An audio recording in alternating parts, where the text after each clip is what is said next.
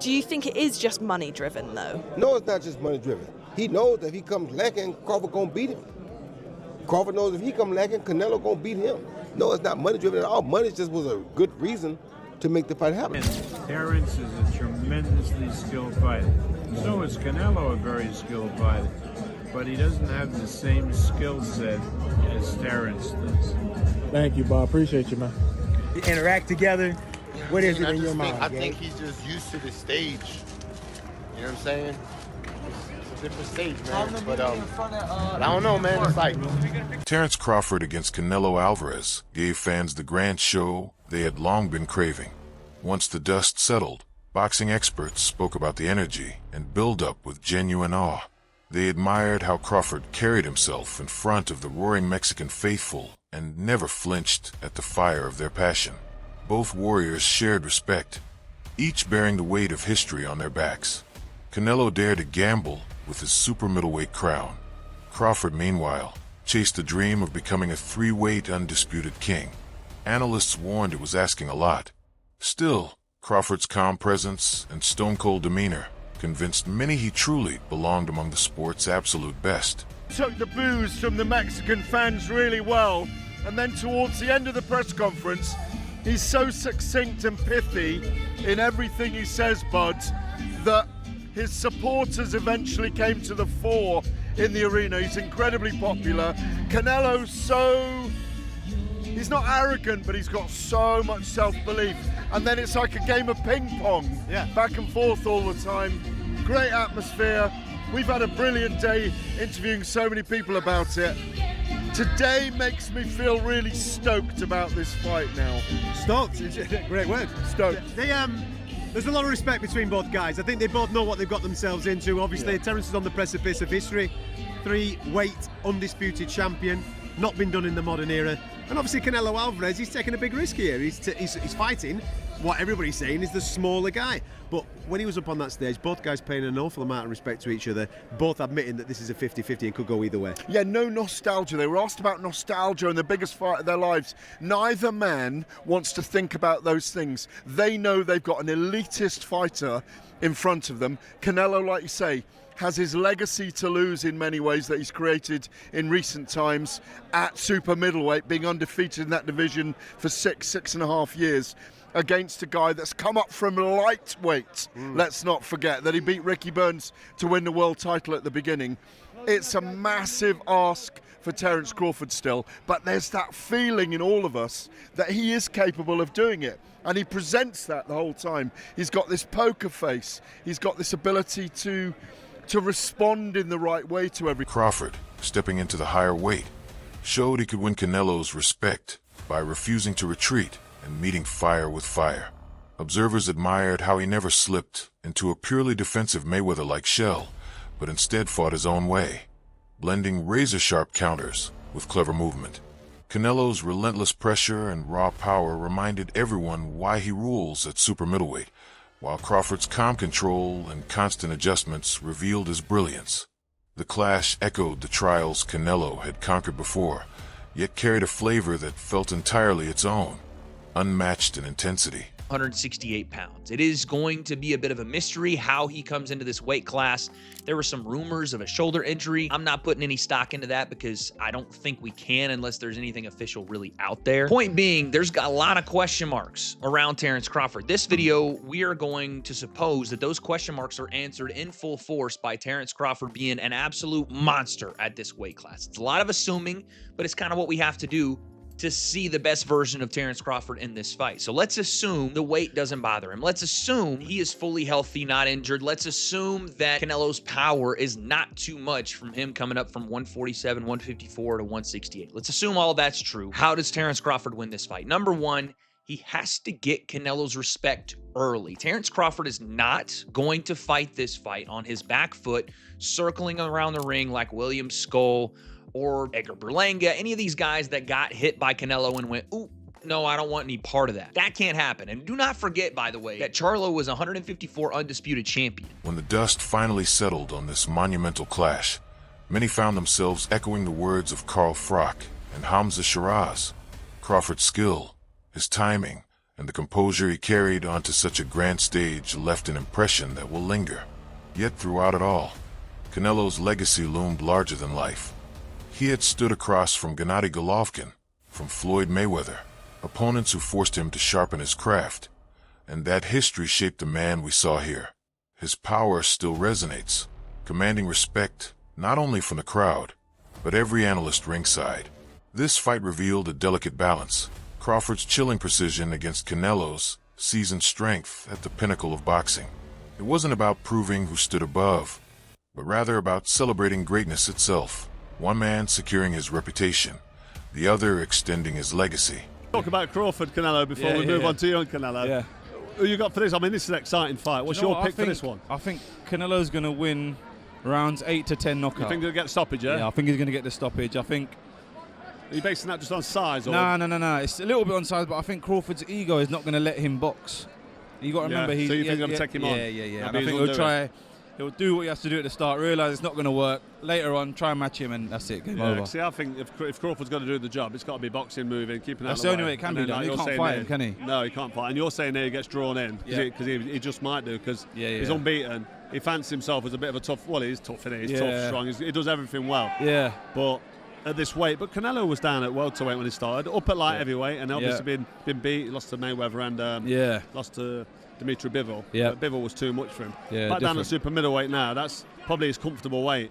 And you just think Crawford's just not big enough. Nah, I don't think he is, man. And the thing is, with someone like Canelo, you got to either throw punches in bunches like Bivol did, or you got to be there where he respects your power, like GGG and these guys. So it sounds a bit mad, but I don't think Crawford's got either or. He's talented, one of the best fighters in our generation, but you've got to remember you're going up. 2 divisions, 3 divisions. Yeah, 2 or 3 divisions. It's different. The game's different up there. And Canelo's not going anywhere, is he? Because he got clips. You mentioned Bivol there, and Bivol smashed him with quite a lot of big, heavy shots. Yeah. And he coped. He took it. Never been down, has he? Nah, and it didn't phase him. So I don't see how Crawford can hurt him, to be fair. The fight underscored the striking contrast between a true super middleweight and a daring challenger stepping up into unfamiliar territory.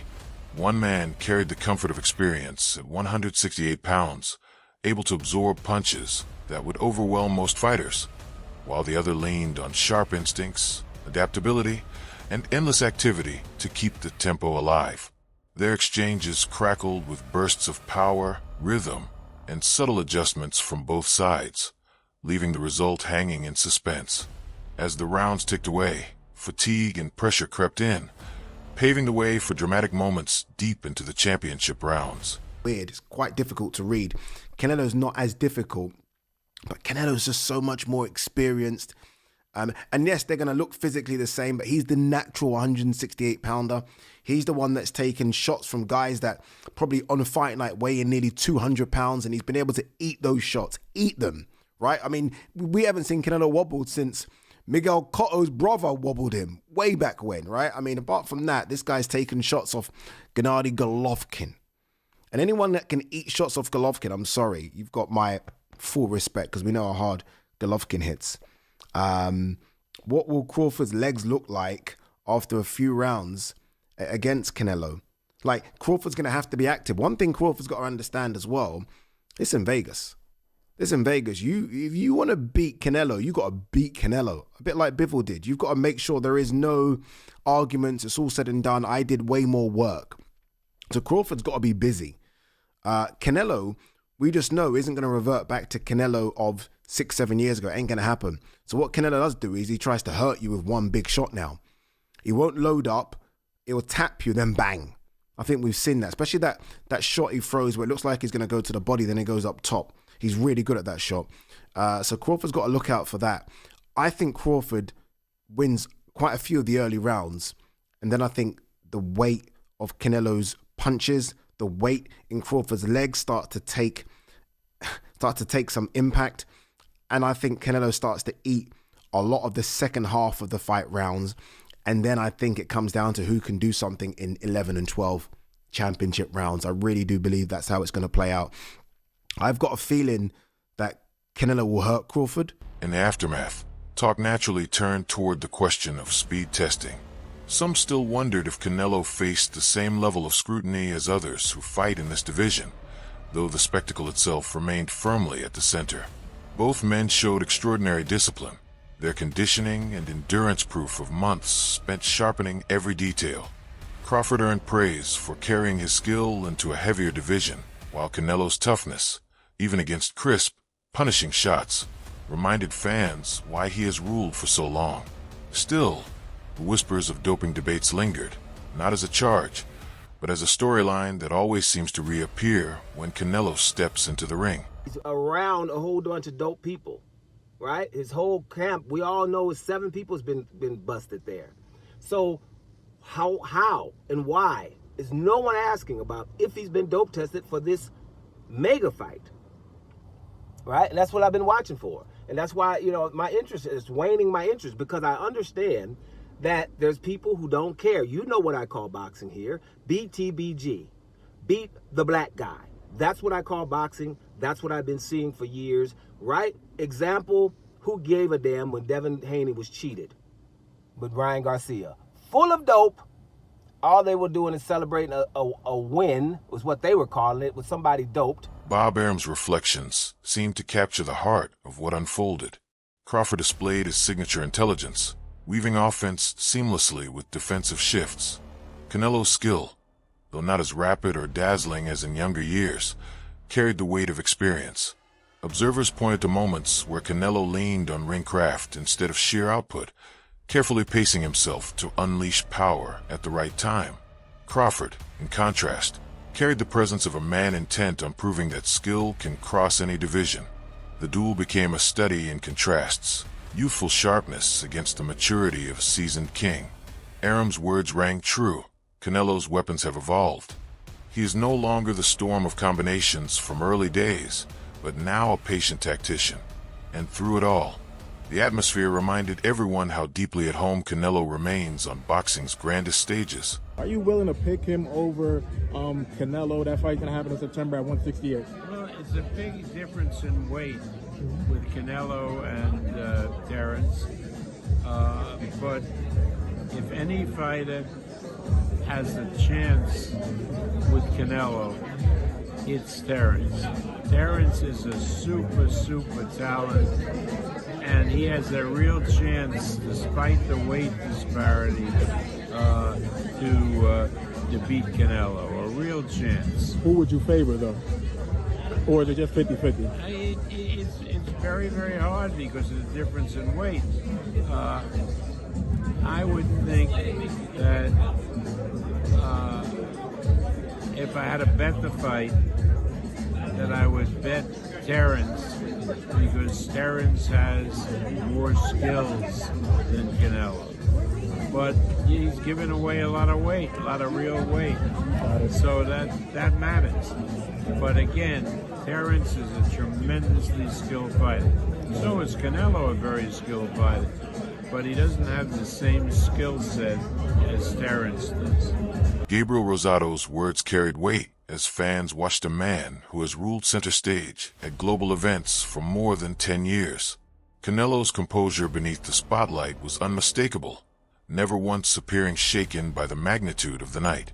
Crawford, on the other hand, showed equal steel, stepping into the moment with a calm that revealed his readiness for this grand platform. Experience so often dictates how fighters endure when the pressure rises, and this battle had no shortage of those moments. The audience witnessed 2 warriors not simply fighting, but performing with grace beneath the sport's brightest lights. I feel like it's leaning towards Canelo, man. Really? Yeah. And what gives you that feeling when you think about it? Is it just, is it the way he looks? Is it the way they interact together? What is it in your mind? I think he's just used to the stage. You know what I'm saying? It's a different stage, man. But I don't know, man. It's like I said, Crawford, that dude. But I don't know, man. I think Canelo gonna get it. Is there anything that you feel like Terence is giving off that makes you feel like maybe the moment is too big, in your opinion, having seen it time and time again, or is it just a gut feeling you have? No, man. I just think, man, that it's just comfortability, like as far as weight, and activity. Canelo's been active, and you know, I don't know, man. It's hard to be on your A game when you ain't fighting over a year. So, especially when you fight top level. What makes it difficult when you've been out for a year? Because timing. What is it about coming back? It's just that timing. We're going up. It's that timing, you know what I'm saying? It's like... Richard Schaefer's reflections on Canelo's journey brought a sense of poignancy to the night. From a teenage prodigy bursting into boxing to a global superstar, his evolution was once again on display.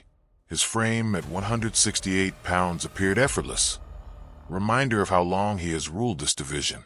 Crawford standing opposite him in the same weight class became a striking picture of two very different paths colliding.